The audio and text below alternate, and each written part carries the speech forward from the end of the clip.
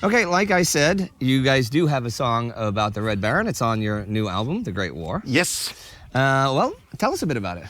Well, it's a bit of a different animal, actually. This one is a very fast shuffle track, and it reminds me somehow about punk rock.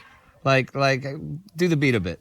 So there you go. Yeah. Okay, and why the Red Baron? What about the Red Baron was it that interests you? Oh, well, let's be honest. I mean, he's a legend. Yeah. And the funny thing is, everybody's heard about the Red Baron. Oh, yeah, sure. But nobody knows any details. It's like the legend has taken some life of its own. Oh, that's true. When I was a kid, like my sisters who have no interest in history, they know who the Red Baron was. Yeah. Snoopy used to fight against the Red Baron. Hey, that's true. And you know what? Do you know what plane his doghouse that he pretended his doghouse was? Nope.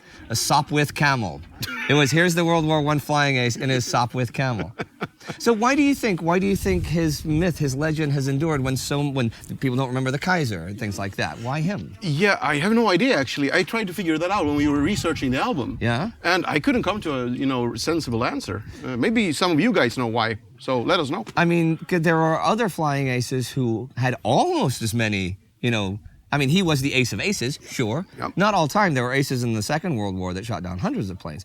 But this is personal. This is the World War I flying ace. Yeah. Now, one thing, I really thought when I was a kid, and really thought up until I was working with the Great War, right, that you believe that myth, that these are knights of the skies, that it was somehow honorable fighting and stuff. But even Red Baron himself would say, the best kill is when they don't see you coming. Yeah. That's not really honorable to walk up beside someone and shoot him in the head with a machine gun.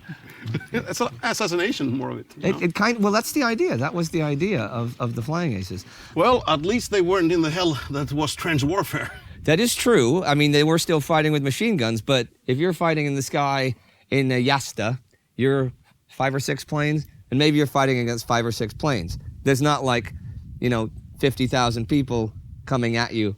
I still think it's better than right here. Well, and where we are, as I said at the beginning, this Fort Douaumont, the symbol of Verdun, one of the symbols of the World War. I mean, you look around and you see the terrain here, and it's blasted to pieces. And fighting down here, you can really see what the absolute hell of the trenches was. Now, had you been a soldier in the First World War, right?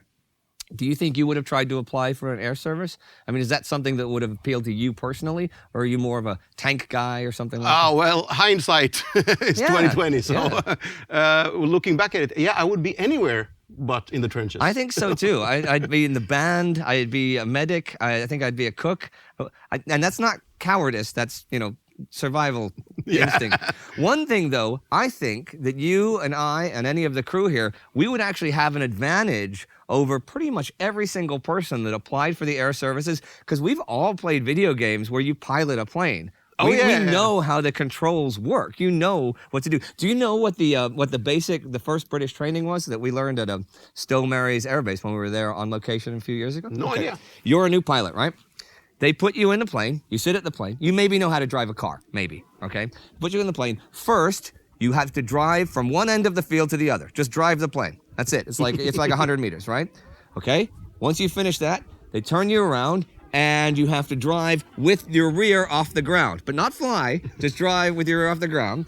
Then they turn you around, and third time, you have to fly across like 5 or 6 feet off the ground, like 2 meters off the ground. And then you're ready, and they send you on a mission. However, there was such a high injury rate just in that training. But they needed the pilots. Like in Bloody April, there were certain flying squadrons that had over 100% casualties. If you're wondering how that can be, it means somebody would die, and then a new replacement would come in, and he would also die. So they had casualties that were higher than the number of the actual total people in the squadron. That's crazy. And you know what else is crazy? What? You did that in one take without a fucking script. I did that in one take without a fucking script. How amazing is that? I know. I'm Indy Neidells, and this is Sabaton History. Well, it's a bit of a different vibe to the track, as I said, and especially it being about the Red Baron made us choose that particular intro that's on the album. So the intro of the song is actually an organ piece by Johann Sebastian Bach. And did you play it, or who played it? Let's say I tried to play it. A computer helped me to correct my mistakes. Oh, I'm there not, you go. not too many people are good enough to play Johann Sebastian Bach's music on proper organ stuff. Well, interestingly enough, the Red Baron, when he was flying, a computer would correct his mistakes too. Oh yeah, he did. Yeah, of while course. he was in the air. He was ahead of his time, wasn't he? But hey, I'm in oh so many ways. When you said like you've got the sort of the punky shuffle beat, why would you pick that kind of beat to go with the Red Baron though? Well, I wish I could tell you all a really cool story now, but the truth is we wrote the song way before we knew about which song was gonna be picked for that topic. Okay, was this, I just felt like it. but was this one of the older songs? One of the first songs? No, yeah, it was one of the first that was written for the album. It's not really old, It was written for this album for sure, but I had no idea what it was supposed to be about. I knew it was going to be about the Great War. Yeah. And I just wanted to do something new. I wanted to do something different.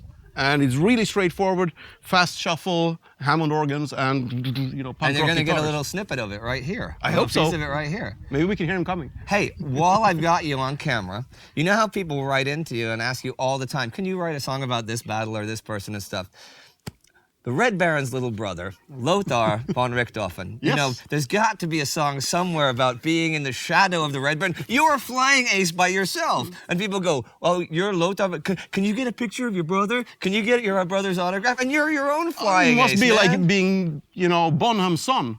Yeah. Imagine, Yeah. he's an amazing drummer on his own. Yeah, but still, so well, maybe there's when you guys do your '90s R&B album, the '90s R&B Sabaton album, Yep. do a song about Lothar von Will Richthofen do. because you can get the pain and the suffering in there. Yeah. So when we're doing that album, we're gonna need your help, dear fans. Yeah. Please let us know for that special album we're gonna make. Yeah. Featuring Indy, of course. Featuring me, of course, Yeah. course.